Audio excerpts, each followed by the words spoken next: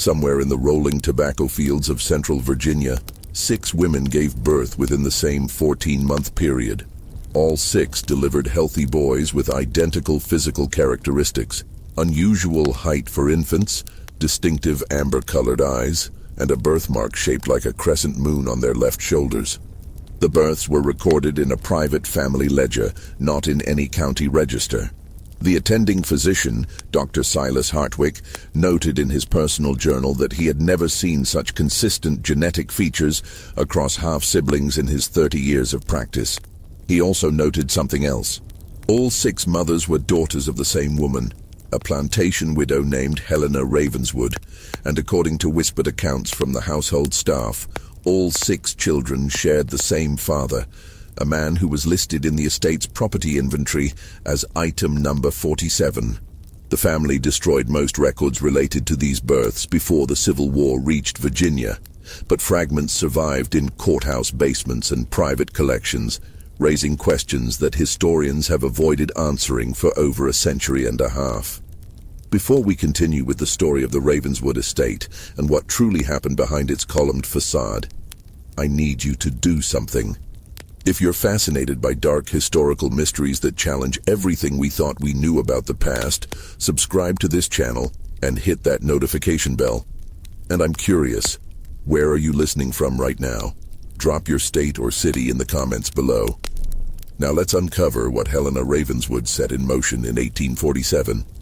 That private ledger, discovered in 1923 during the demolition of the estate's west wing, would reveal a calculated experiment in human breeding that defied every social convention of antebellum Virginia. The Ravenswood plantation stretched across 2,000 acres of prime Virginia soil, 20 miles south of Richmond, established in 1789 by Helena's husband's grandfather. The main house stood 3 stories tall, built from red brick with white columns that could be seen from the main road, a deliberate display of wealth and permanence. Oak trees older than the nation itself lined the approach, their branches forming a canopy that kept the drive in perpetual shade even at midday. By 1847, the plantation operated with 73 enslaved people, producing tobacco and corn that supplied markets as far north as Baltimore. The estate's reputation had once been impeccable. The Ravenswoods were known for attending church every Sunday, hosting cotillions that attracted families from 3 counties, and maintaining what they called proper order in all their affairs. Helena Ravenswood had been born Helena Pritchard in 1801, the daughter of a Charleston shipping merchant. She married Edmund Ravenswood in 1820, bringing a substantial dowry that modernized the plantation's operations. Edmund had been a methodical man, keeping detailed records of every bushel harvested, every tool purchased, every birth and death among the people he claimed as property. He maintained those records in leather-bound ledgers that he stored in a locked cabinet in his study. The couple had 6 daughters in rapid succession: Virginia, born 1821, Caroline, 1823, Elizabeth, 1824, Margaret, 1826, Catherine, 1828, and Sarah, 1830. Edmund had wanted sons desperately, sons to inherit the plantation, to carry forward the family name, to ensure the Ravenswood legacy. After Sarah's birth, Helena suffered complications that made further pregnancies impossible. Edmund never quite forgave her for this, though he never spoke of it directly. Instead, his disappointment manifested in cool politeness and increasingly long trips to Richmond on business that everyone knew included other company. Edmund died in December 1846, thrown from his horse during a fox hunt. The horse had stumbled in a groundhog hole, and Edmund struck his head on a stone marker that delineated the property line.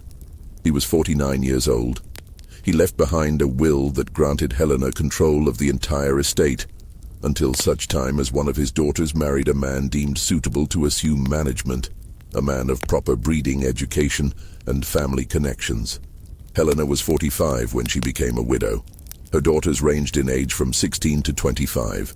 Virginia and Caroline had received marriage proposals from respectable families, but Edmund had rejected them, finding fault with each suitor's lineage or financial prospects. The younger daughters remained unmarried, waiting for their father's approval that would never come. The problem Helena faced was both immediate and existential. Under Virginia law, a woman could control property only as long as she remained unmarried, or until a male heir came of age. Her daughters' marriages would transfer control to their husbands. The estate required someone capable of the intensive labor of managing tobacco cultivation, someone who understood the land, someone strong enough to maintain authority.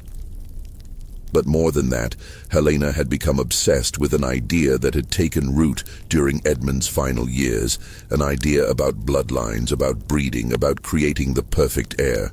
She had spent countless hours in Edmund's study after his death, reading his agricultural journals, his breeding records for the plantation's horses and cattle.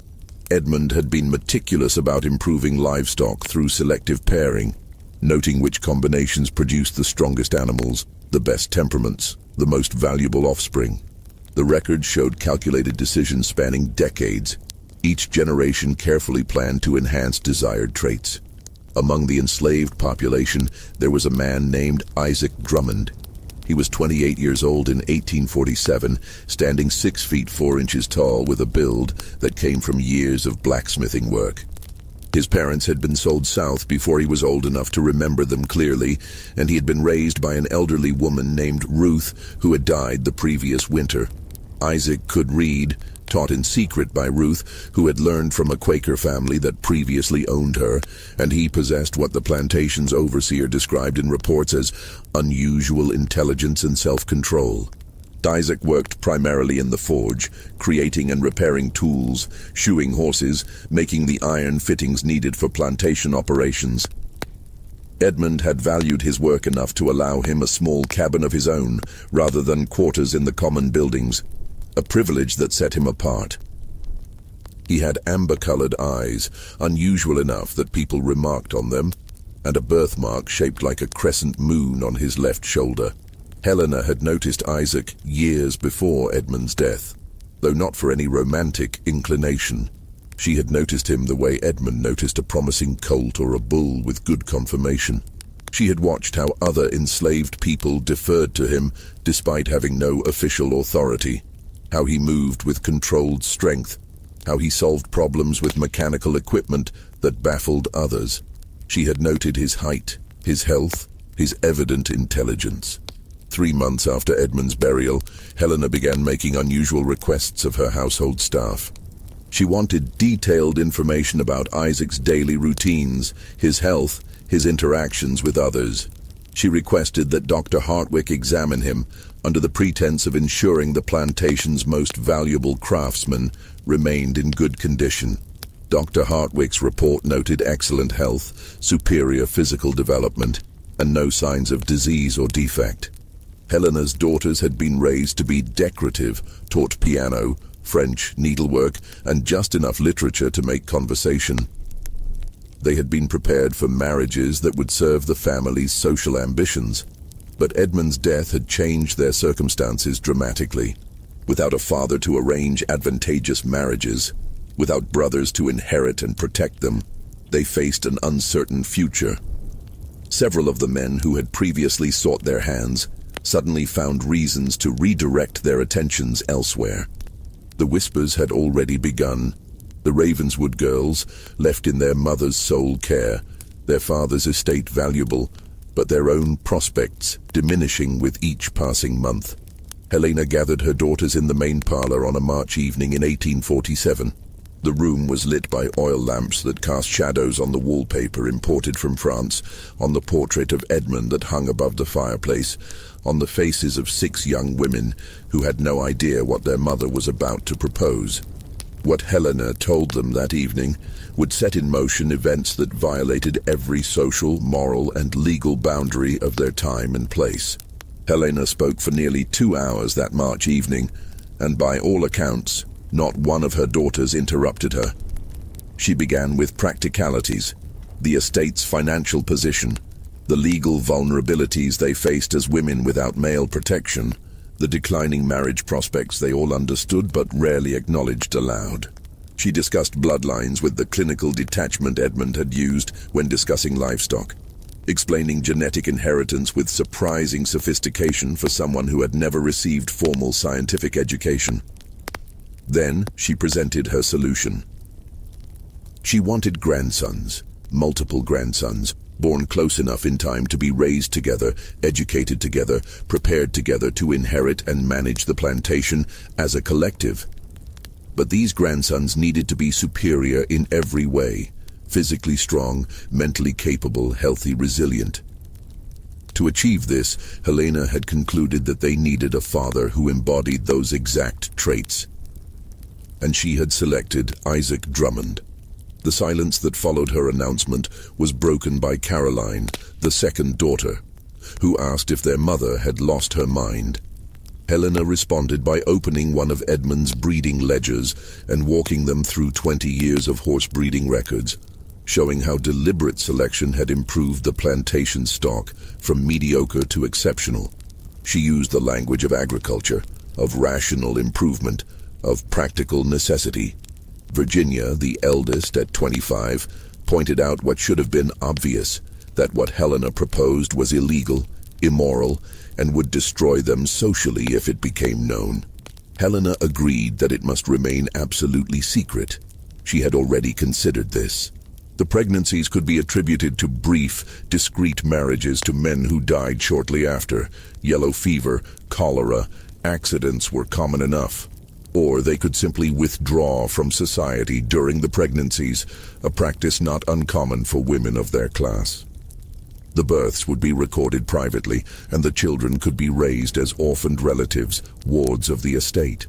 Elizabeth, the third daughter, asked the question that the others were thinking but couldn't voice. How did Helena intend to force Isaac's cooperation in this scheme?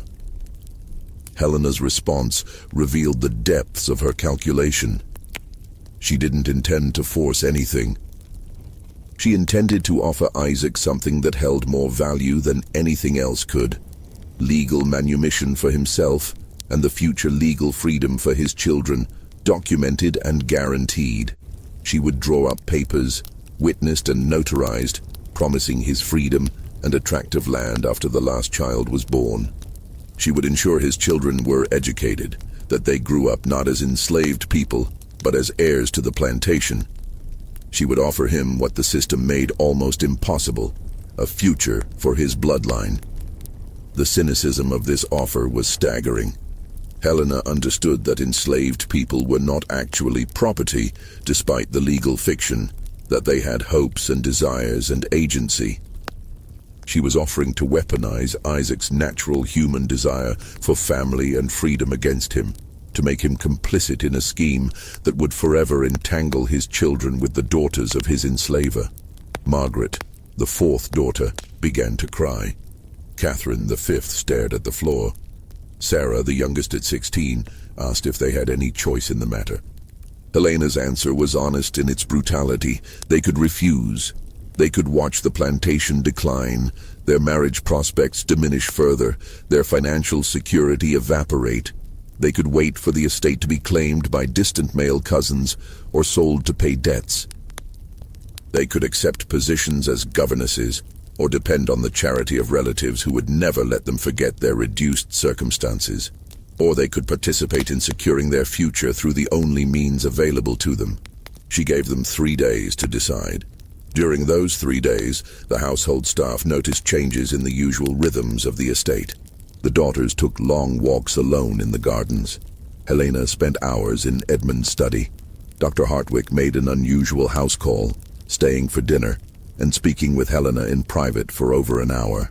The overseer was given unexpected leave to visit family in North Carolina, removing him from the property for a month. On the 3rd day, all 6 daughters agreed. Their recorded reasons varied. Some framed it as duty to the family, others as practical necessity, one simply as having no acceptable alternative. But they all agreed. Helena's next step was approaching Isaac himself.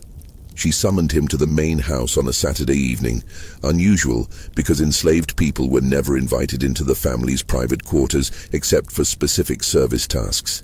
She met with him in Edmund's study, the room where her late husband had planned crops and calculated profits. The conversation that occurred between Helena Ravenswood and Isaac Drummond in that study was never recorded in any document that survived. But its outcome was clear. Within a week, construction began on a small cottage in a secluded area of the estate, screened by trees from both the main house and the quarters. The cottage had its own well, its own garden plot, and a level of comfort that would have been extraordinary for an enslaved person. Virginia was the first to move into the cottage in April 1847. She remained there for 3 months before returning to the main house. The pattern repeated with mathematical precision. Each daughter spent approximately 3 months in the cottage, then returned to the main house.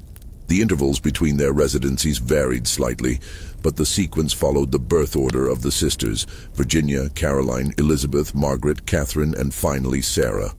Household staff who worked in the main house were reassigned or given additional tasks that kept them away from the cottage area. Supplies were delivered by a trusted enslaved woman named Delia, who had been Helena's personal maid for 20 years. Delia was promised her freedom as well, upon completion of what Helena called the project.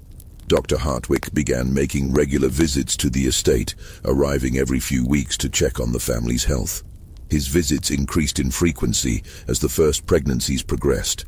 What happened in that cottage over the following 18 months would remain one of the most carefully guarded secrets in Virginia's history. A secret maintained through fear, complicity, and the understanding that exposure would destroy everyone involved. Virginia delivered her son in January 1848, 11 months after moving into the cottage. Dr. Hartwick attended the birth, recording it in his private journal but nowhere else. The boy was healthy, weighing nearly 9 pounds, with the distinctive amber eyes and crescent-shaped birthmark that would characterize all his half-brothers. Virginia named him Edmund, after her father, perhaps seeking to legitimize the child through nomenclature, if not through any other means. Caroline gave birth in May 1848, Elizabeth in August, Margaret in December, Catherine in March 1849. Sarah, the youngest daughter, delivered her son in June 1849, just after her 19th birthday. 6 sons, born to 6 sisters across 18 months. All bore the same physical markers. All were recorded in the private family ledger with their mothers' names but no father listed. Helena's plan required the children to be raised together, educated together, prepared together. She converted the entire 3rd floor of the main house into nursery and schoolrooms. She hired a tutor from Pennsylvania, a man named Albert Grayson, who had no connections to Virginia society and asked no questions about the unusual family arrangement. She paid him 3 times the normal rate and required him to live on the estate. The official story, spread carefully through carefully selected social contacts, was that the daughters had each married briefly, men who had died in a yellow fever outbreak that swept through Richmond in 1848 and 1849. The story was plausible enough. Such outbreaks did occur, and the deaths of young men from disease was tragically common. Helena even commissioned mourning jewelry for her daughters, lockets containing locks of hair from men who never existed. Isaac remained in his cabin near the forge. According to the estate's records, he continued his blacksmith work without interruption. But witnesses later recalled seeing him at unusual hours near the main house, seeing him speaking with Helena in the gardens, seeing him watching from a distance when the boys played in the yard. The promised manumission documents were prepared by a lawyer in Richmond who Helena paid handsomely for discretion. The papers specified that Isaac would be freed on the 18th birthday of the youngest child, along with a deed to 40 acres on the eastern edge of the plantation. The children were to be freed at birth and recognized as heirs to portions of the estate, with careful legal language that established them as wards of Helena Ravenswood, orphaned relatives whose parents had died and left them in her care. It was an elaborate legal fiction constructed with surprising sophistication, but it depended entirely on absolute secrecy. That secrecy began to crack in the summer of 1850. A neighboring plantation owner, Richard Yancey, made a social call that Helena couldn't refuse without raising suspicion. He arrived with his wife and daughters, expecting the normal rituals of visiting between plantation families. During the visit, his youngest daughter wandered into the third-floor nursery and saw the 6 boys being taught their letters by Mr. Grayson. She was struck by how much they resembled each other, despite supposedly having different fathers. She mentioned this observation to her mother, who mentioned it to Richard, who found it curious enough to comment on it to other planters at a tobacco auction in Richmond. The whispers started quietly. Questions about the Ravenswood daughters' mysterious marriages. Questions about the remarkable similarity between the supposedly unrelated boys. Questions about why Helena kept such an isolated household, rarely accepting visitors and declining all invitations to social gatherings. Helena responded by becoming even more reclusive, which only intensified speculation. She stopped attending church, sending the daughters and boys without her. She dismissed several household staff members who she suspected of gossip, replacing them with people who had nowhere else to go, and therefore had stronger incentives for loyalty. In the fall of 1851, 2 events occurred that threatened to expose everything. First, one of the dismissed staff members, a woman named Pearl who had worked in the main house, began telling a different story about the children's origins. She told it to her sister, who told it to her employer, who told it to her husband, who mentioned it to Richard Yancey. The story Pearl told was that all 6 boys had the same father, and that father was an enslaved man on the Ravenswood estate. She didn't know which man, and she had no proof, but she was certain of what she'd observed during her years in the household. Second, Isaac approached Helena with a request that she hadn't anticipated. He wanted to see his sons more often. He wanted them to know who he was.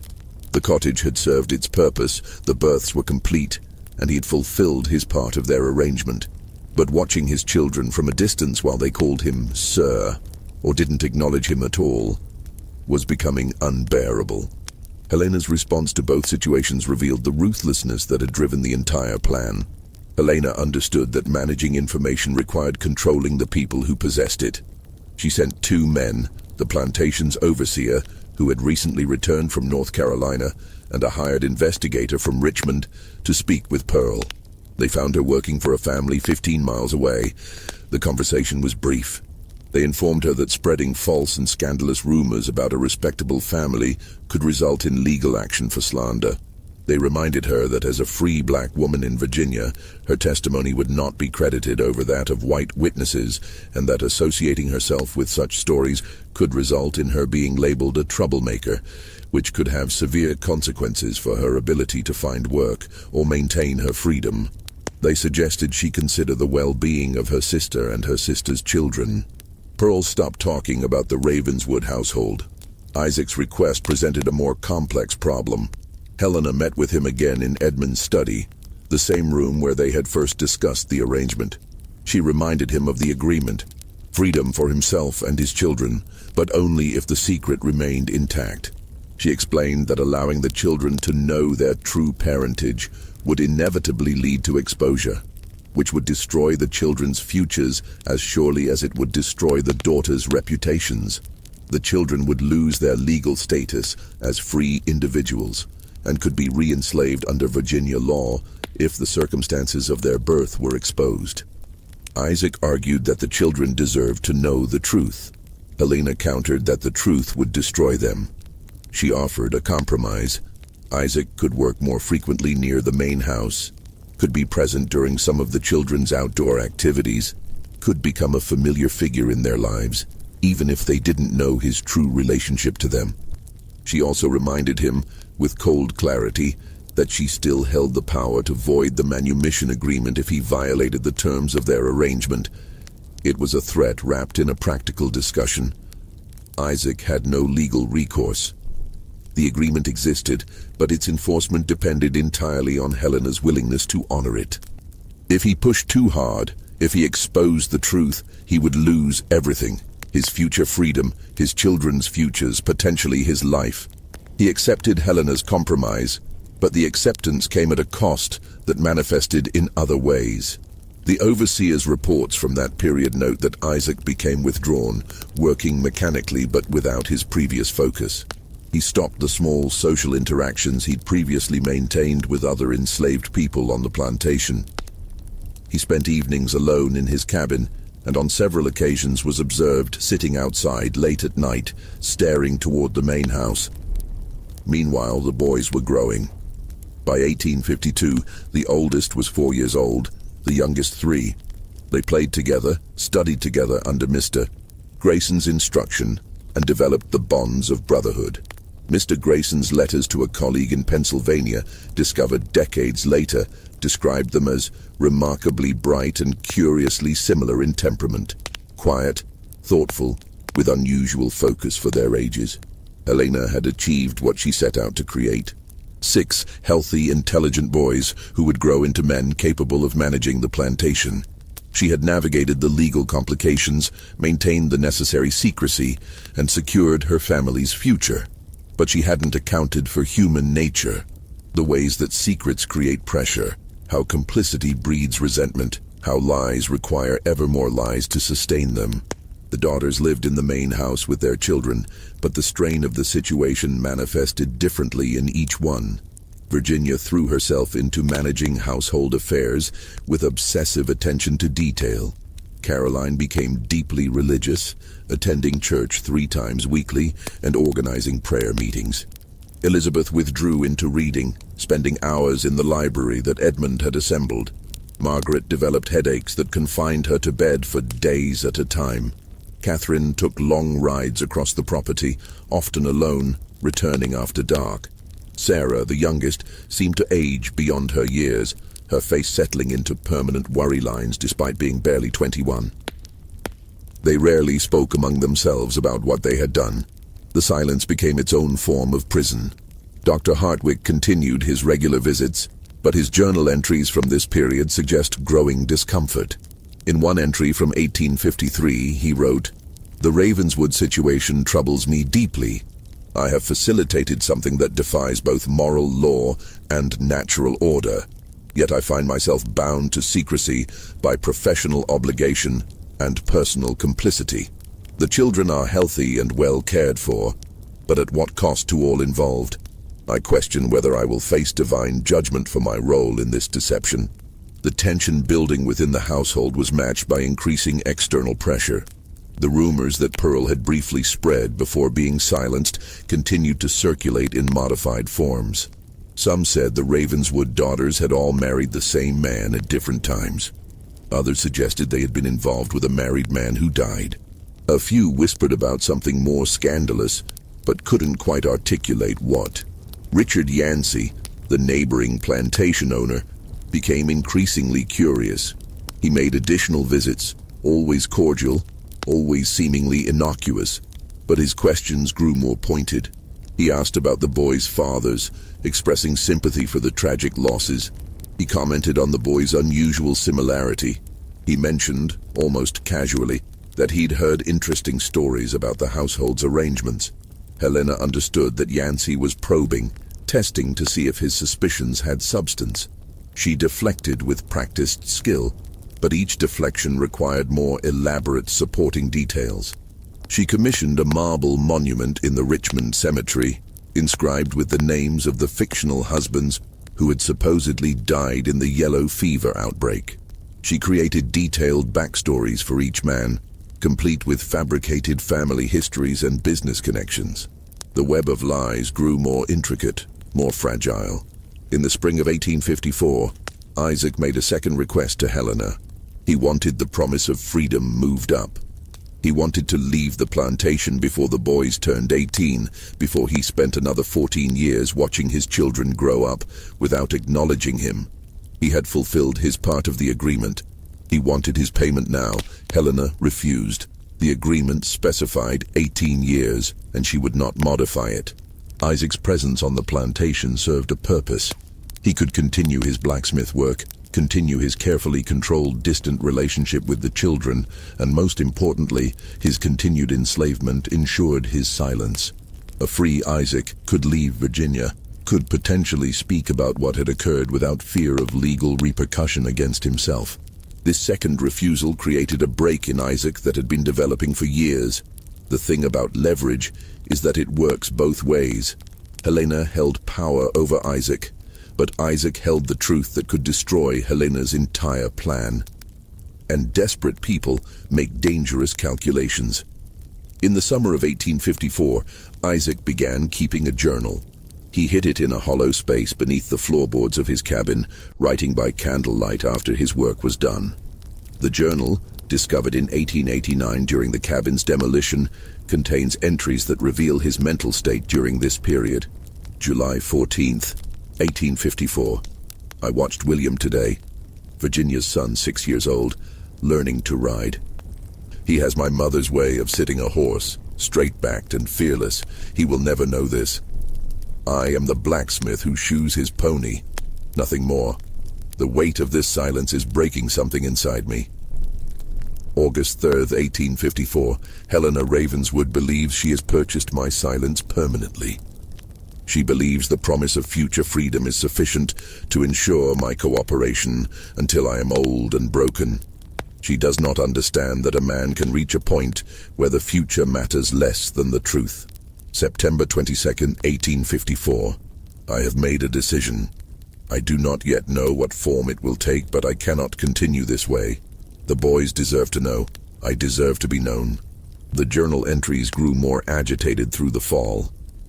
Isaac began documenting details of the arrangement, dates, specifics of conversations with Helena, descriptions of the cottage where each daughter had lived, observations about the boys' physical similarities to himself.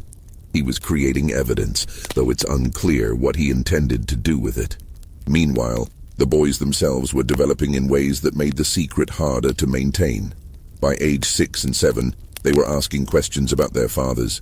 The older ones remembered inconsistencies in the stories they'd been told. Virginia's son, Edmund, asked why he had never seen a portrait of his father, why his mother never visited a grave, why the name on the cemetery monument didn't match the surname he'd been told. The daughters handled these questions with varying degrees of skill.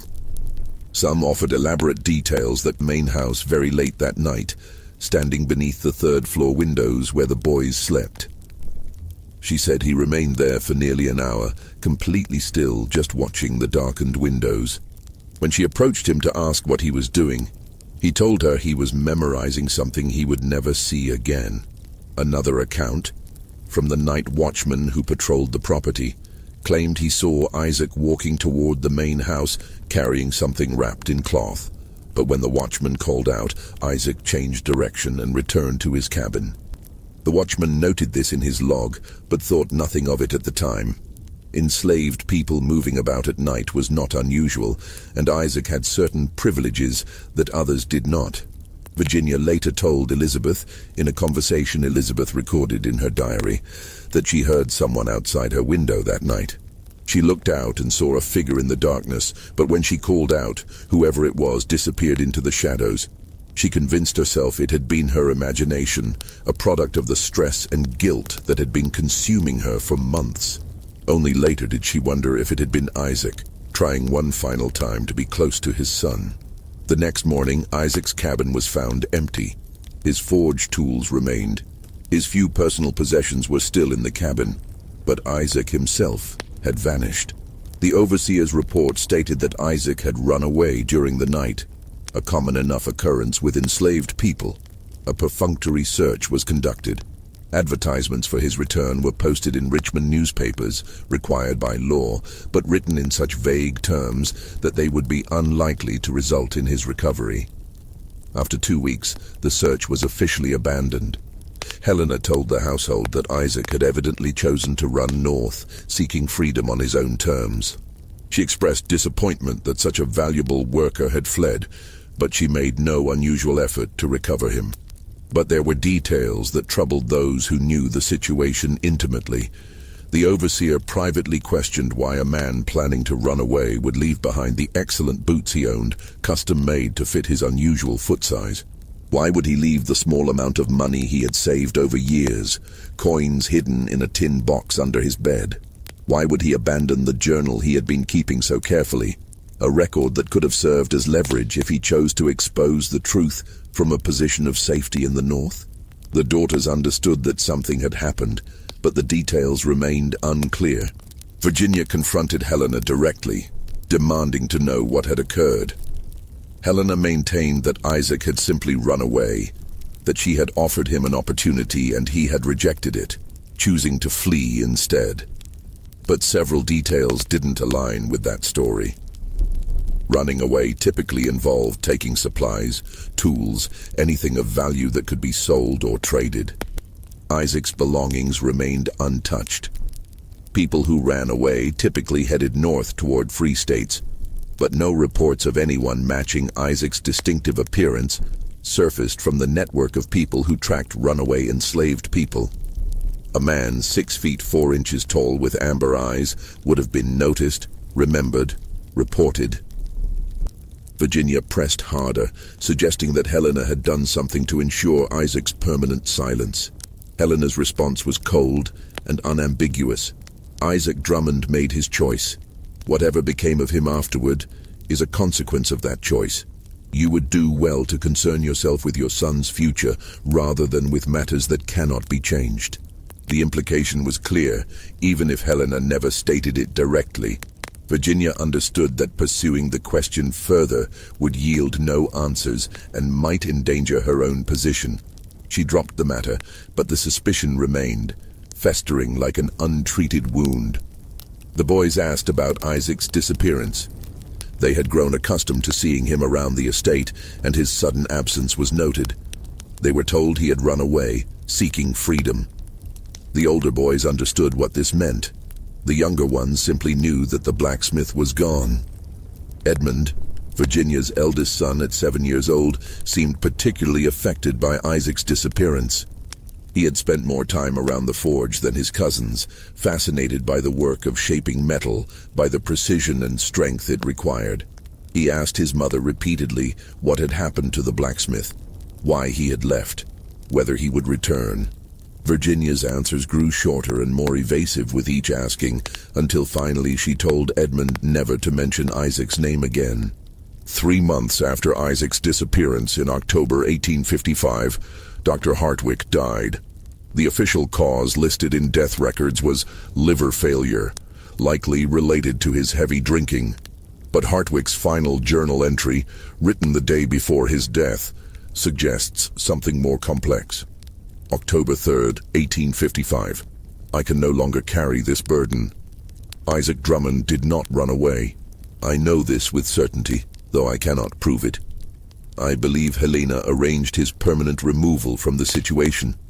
I have no evidence beyond his uncharacteristic failure to take anything with him, beyond Helena's peculiar lack of effort to recover such a valuable piece of property, beyond the timing.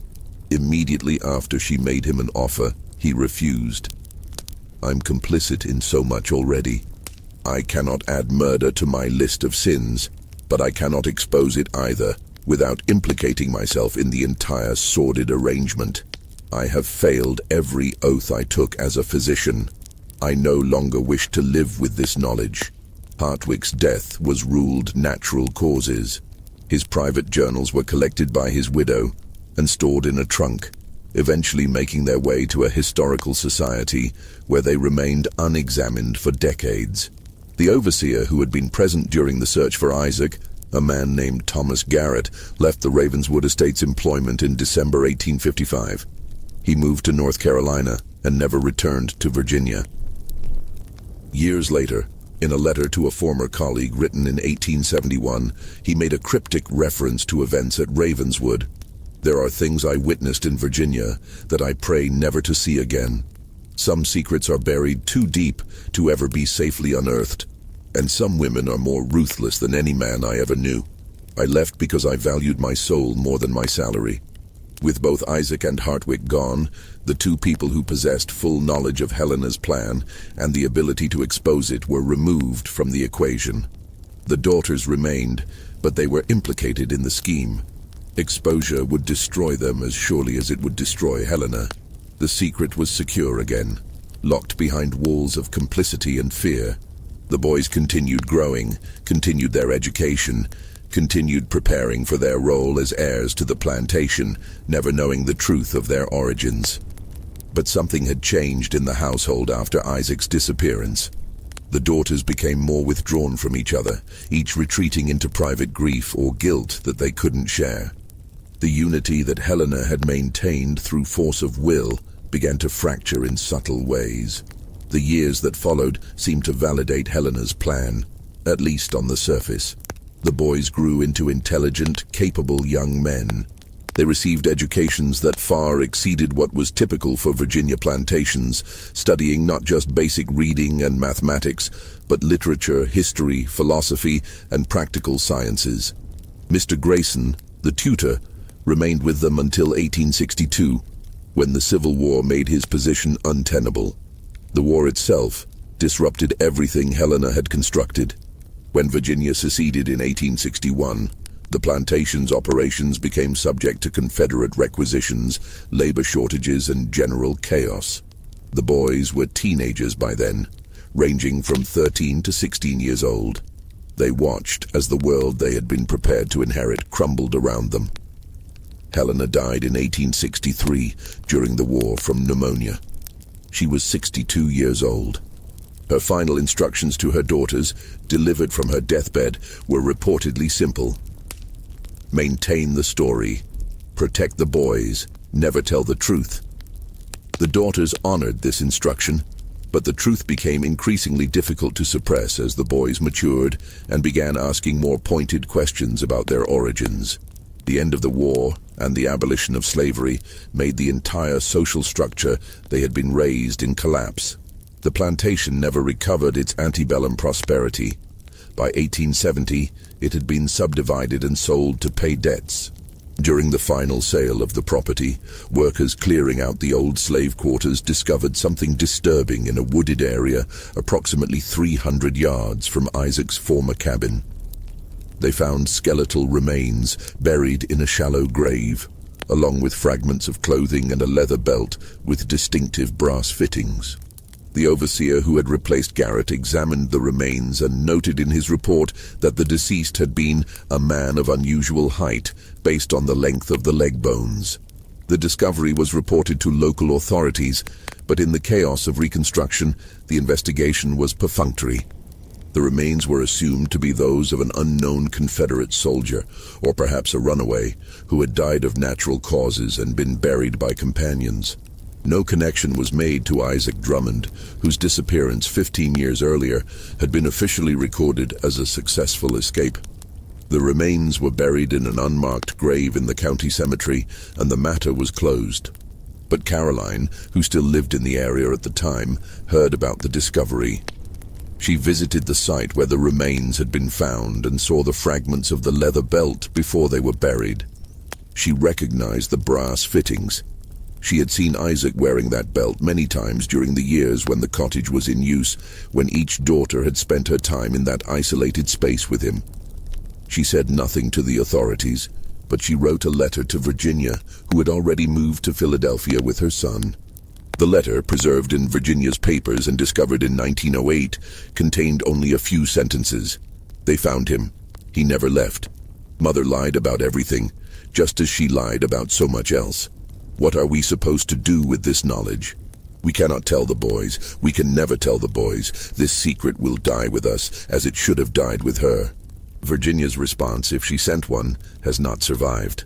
But her behavior changed after receiving that letter. She became deeply involved in charitable work, particularly organizations that assisted formerly enslaved people in transitioning to freedom. She donated substantial portions of her inheritance to these causes, more than she could reasonably afford.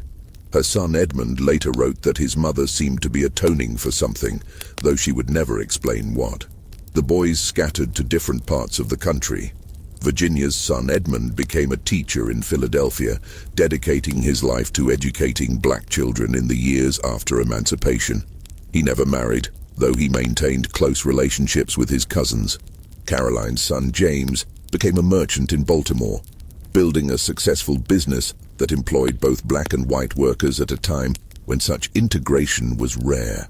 Elizabeth's son Robert became a physician, studying in Boston and eventually establishing a practice that served the poorest communities in New York City. The other three sons also found paths that seemed driven by something beyond mere ambition. Margaret's son Henry became a lawyer who specialized in defending the rights of freedmen in legal disputes. Catherine's son Charles became a journalist, writing extensively about social justice issues.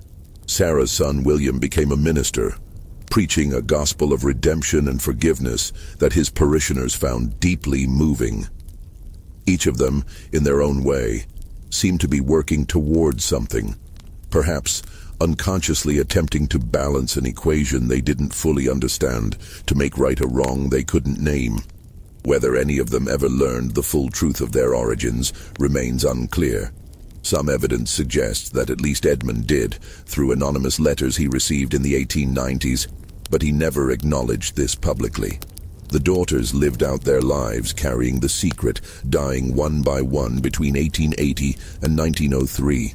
Sarah, the youngest, lived to be 73, dying in 1902 in a boarding house in Richmond, supported by a small pension from Edmund, her eldest nephew. According to the proprietor of the boarding house, Sarah spent her final years in a state of mental confusion, often speaking to people who weren't there, asking forgiveness from someone named Isaac, and insisting that her son needed to know the truth. The proprietor assumed these were the delusions of an aging mind and thought nothing of them. Before her death, Sarah made one final attempt to set the record straight. She wrote a letter to William, her son, detailing everything that had happened. The arrangement Helena had made, the cottage where each daughter had lived with Isaac, the births, the promises, Isaac's disappearance, and her belief that Helena had arranged his murder. She sealed the letter and gave it to the boarding house proprietor with instructions to deliver it to William after her death. The proprietor, a religious woman who read the letter before delivering it, was so shocked by its contents that she burned it instead. She later justified this decision by saying that some truths were too terrible to be spoken, that the dead deserved to rest in peace, and that exposing such a scandal would serve no purpose except to cause pain to innocent people. She told William only that his mother had left him a letter expressing her love and asking his forgiveness for unspecified failings as a parent. William accepted this, never knowing how close he had come to learning the truth. The truth about the Ravenswood situation began emerging only after all the principals were dead.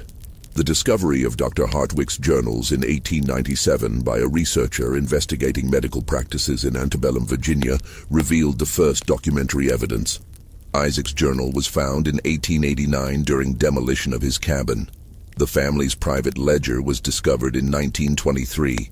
The skeletal remains found in 1870 were never definitively identified, but circumstantial evidence, the location, the timing, the physical characteristics, strongly suggested they were Isaac Drummond's. Historians who examined these documents struggled with what to make of them. The story challenged every conventional narrative about plantation life, about family structure, about the nature of power and coercion. Some questioned the authenticity of the documents. Others argued about how to interpret Helena's actions. Was she a woman using the only means available to her to secure her family's future? Or was she a manipulator who exploited an enslaved man and coerced her own daughters?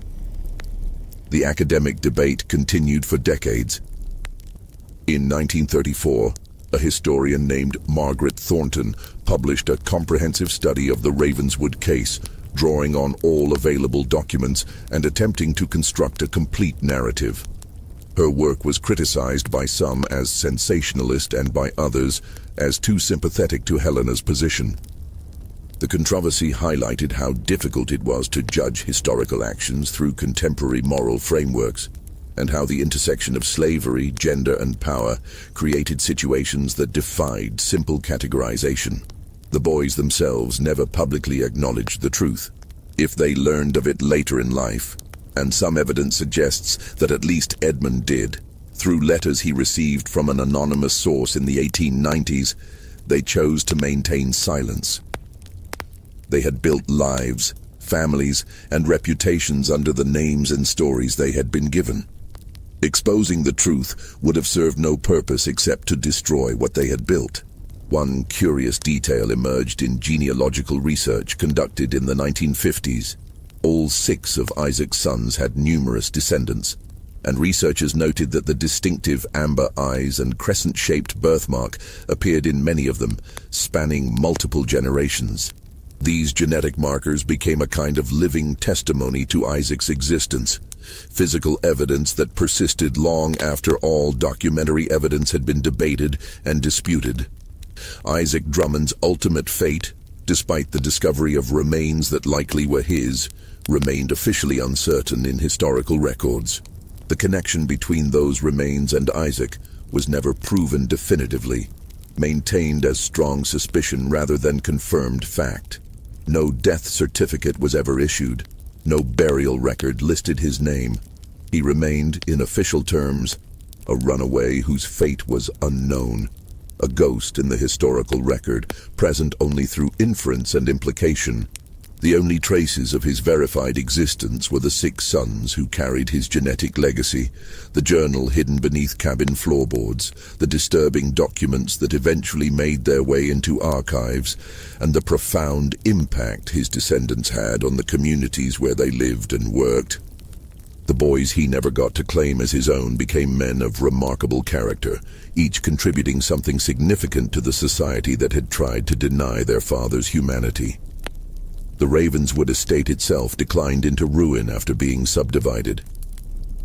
The main house stood empty for years before being demolished in 1934. The land was eventually absorbed into larger agricultural operations, losing its distinct identity. By the mid-20th century, most people in the area had forgotten the Ravenswood name entirely.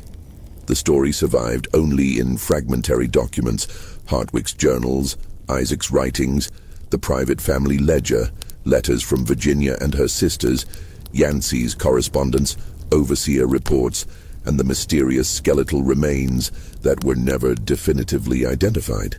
Each document offered a piece of the truth, but none provided complete answers. Historians assembled these fragments into a narrative, but significant gaps remained. What role, if any, did Helena play in Isaac's death? The evidence suggests her involvement, but proves nothing definitively.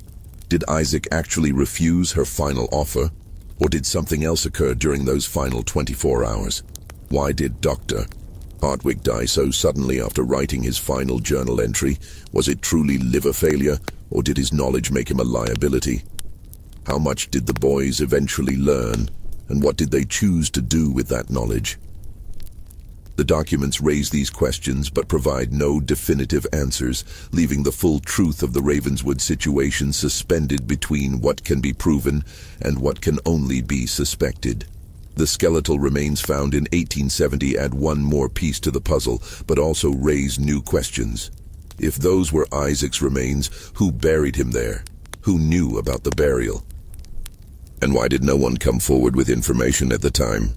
What remains clear is that Helena Ravenswood conceived and executed a plan that violated every social boundary of her era, used her power over an enslaved man to achieve her goals, manipulated her own daughters into compliance, and managed to keep the truth hidden through a combination of legal maneuvering, social pressure, and possible violence. She created 6 children who lived their entire lives under false identities, never fully knowing their history or their father. And she did all of it in service of maintaining a plantation and a legacy that would ultimately crumble anyway, destroyed by forces far larger than her careful plans. The Ravenswood case stands as a disturbing example of how power operates, how secrets metastasize, and how the consequences of antebellum slavery extended far beyond the legal relationships between enslaver and enslaved. It shows how women, even those with significant property and social standing, operated within constraints that drove them to desperate measures. It reveals how coercion can wear many faces, from outright violence to the manipulation of hope and desire for family and freedom. Perhaps the most haunting aspect is how the children, Isaac's 6 sons, became instruments of their own father's erasure, living embodiments of a crime they knew nothing about. Their very existence both testament to and concealment of the truth. They carried Isaac's blood, his genetic legacy, his physical characteristics, but were denied his name, his history, his story. In this way, The violence done to Isaac continued across generations, a wound that never fully healed because it was never acknowledged. This mystery shows us that the darkest chapters of history often remain hidden, not because evidence doesn't exist, but because everyone involved has reasons to maintain silence. What do you think of this story? Do you believe everything was revealed? Leave your comment below. If you enjoyed this tale and want more horror stories like this, subscribe, hit the notification bell, and share with someone who loves mysteries. See you in the next video.